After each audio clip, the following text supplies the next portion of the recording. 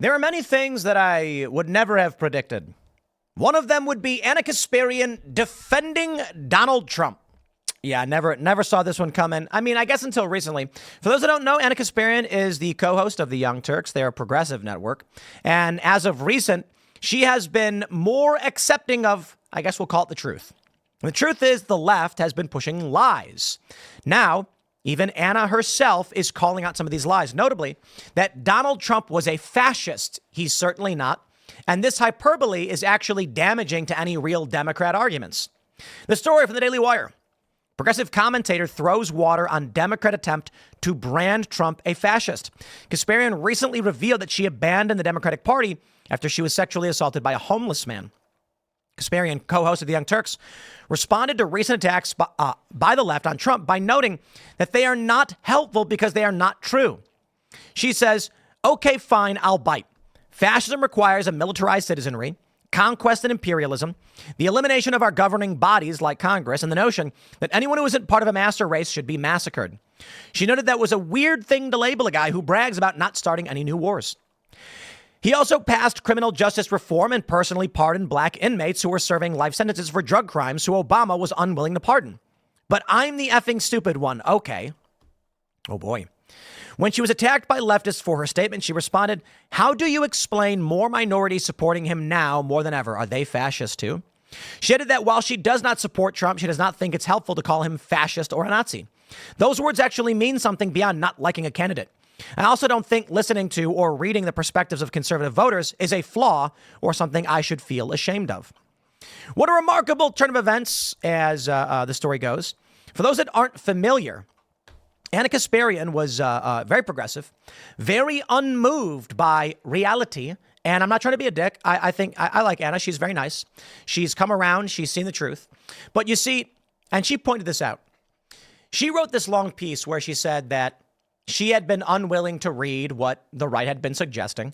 And when she was assaulted by a homeless man, came up behind her, grabbed her, and let's just say violated her. The first thing that happens, she said, hey, this just happened to me. They called her racist. And she was like, but I never said the race of the homeless guy. Right. It was a weird thing for him to say. They then said that she was stigmatizing and demonizing a marginalized group, so she should keep it to herself. But she was like, but I was assaulted. She then said later on, stop calling me a birthing person. I'm a woman. And they said, no, you're not. You're a birthing person. And then she kind of had it. She goes on to mention that following this, she noticed a bunch of leftist channels started making up fake stories about her. They were exaggerating what she was saying. They were lying about what she actually said, and they were doing it for clout and clicks. And she said, hold on a minute. Now, it's fascinating. When you experience that happening to yourself, you start to go, are they lying about everything? Imagine you're one of these lefties.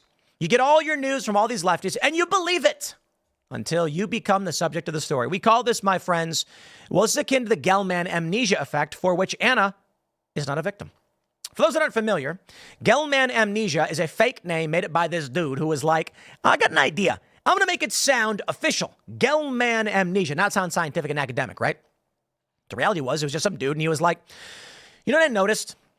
If, let's say you're a guitar player, and you're reading the newspaper, and you come across a story about guitaring, and you are reading it, and it says, John Doe, one of the greatest guitar players recognized in the Hall of Fame, was seen doing an arpeggio at his latest rock concert. And it's a picture of him. And you're like, hold on. That's called an arpeggio, not an arpeggio. What? That's fake. They're wrong. How could they have run something that's wrong? See, you as the expert who plays guitar knows they made something up that's fake. Then you go, how silly.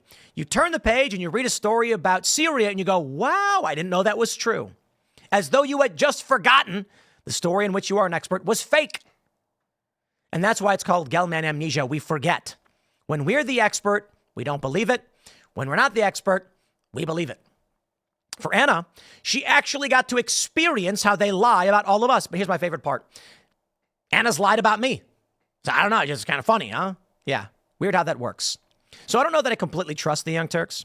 But at any rate, when they started attacking Anna, she was saying, okay, this is wrong, but I'll tell you what I really think. And then we'll read more about what she's saying. I think Anna and Cenk just realized they're on the losing side of things. I think you take a look at the sentiment of the American people, the working class, as it pertains to war and illegal immigration, and y'all are on the wrong side of history. I think they figured it out. They're going to try and maintain that they're still progressive, but now they're going to do the left has gone crazy route. Trump is still bad, but I'm now more reasonable. Cenk especially, Anna actually believe a little bit more because she actually got assaulted by this guy, so it's messed up. So after she says this, I'll bite, she gets a response from this here fella, Daryl Owens, who says, "You're stupid as hell. I'm sorry leftists and Bushwick made fun of you for getting mugged by a homeless man, but excusing Trump's drone war, killing the Iranian nuclear deal, deregulation of civilian rules of engagement, and total disdain for the lives of minorities is pathetic." She responds, "How do you explain more minorities supporting him now more than ever before? Are they fascist too?" And then someone said, Stefan goes, "And more minorities supporting fascism for cheaper eggs is not really a great argument." You see, these people don't actually have good arguments. Here's a funny point brought up by Nuance Bro. It says 1 in 5 black voters and 1 in 5 18 to 29-year-olds think Hitler had some good ideas.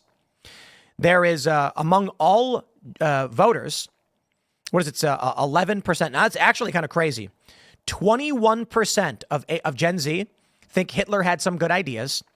60% of 30 to 49, 7% of 50 to 64. Here's a point. I don't know what they mean by that, and I think it's important to break it down. Let's talk about minorities supporting Donald Trump. Maybe it's because he's talking about things they care about, notably securing the border. Right now in Chicago, famously, black Chicagoans are saying we are being replaced. So that's not really a racial thing. I don't think the black people are claiming there's a great black replacement happening where the Democrats are trying to replace black people with Latinos. They're saying Americans of any and all backgrounds are being displaced and replaced by a different workforce. But let's talk about this idea.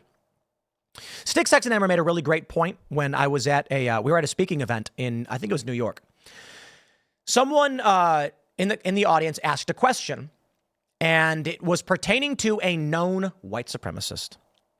And people started trying to answer the question. I said, well, hold on. I was like, I'm pretty sure you're referencing like a known white nationalist guy. And Stick, Sex, and Hammer immediately said, just because someone has overwhelmingly bad ideas doesn't mean you throw out any idea they may have that may be good. Hitler liked dogs. That's the nuance. And I think Ricky Gervais had a joke about this too. So looking at a poll like this, I'll tell you what concerns me. The increasing number in Gen Z that think Hitler had good ideas is kind of weird. You know why? Well, I'll tell you, it's the right and the left.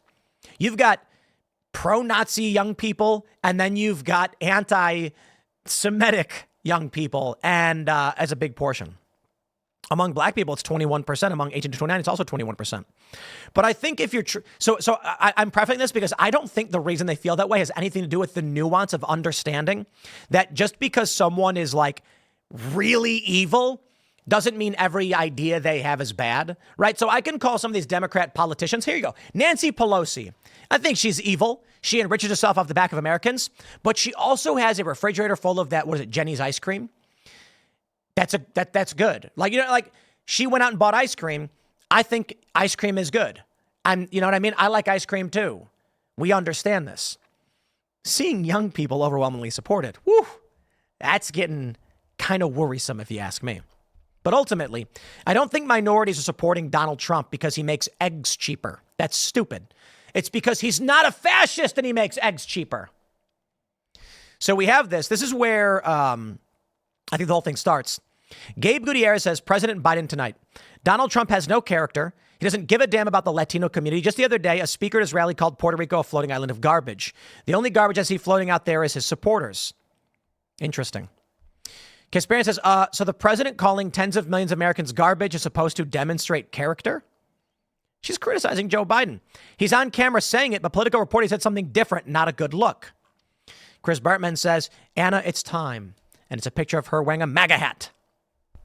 Well, shout out to Anna Kasparian for being on the right side of history, as the left likes to say it. I don't know how much I believe any of it's genuine.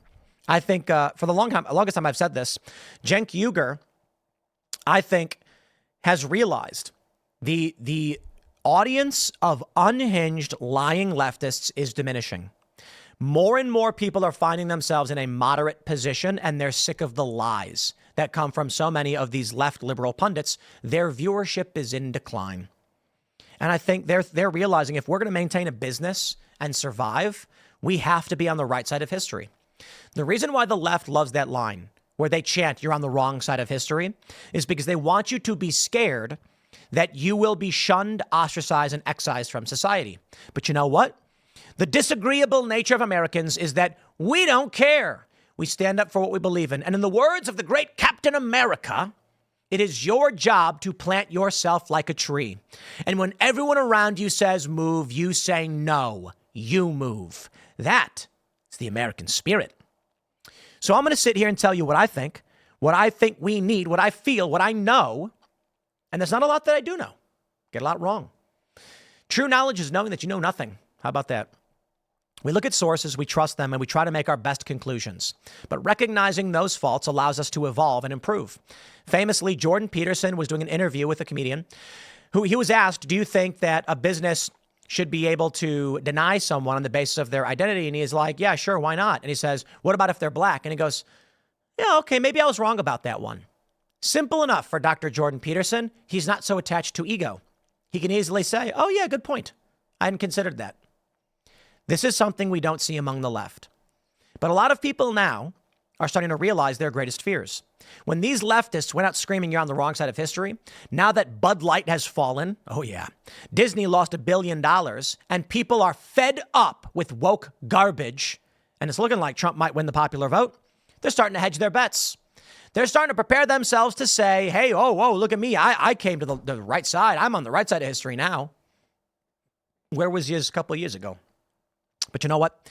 Said it before, I'll say it again. If people come around and bend the knee, I will let them kiss the pinky ring. Now, a little later to get to say, but what I mean is, if these people want to come around and back off their psychosis, I say, okay, welcome aboard. Don't act up. How about that? We got another segment coming up in a few minutes. Stick around. Smash that like button. Share the show with everyone you know. Follow me on X and Instagram and at Timcast. And we'll see you all then.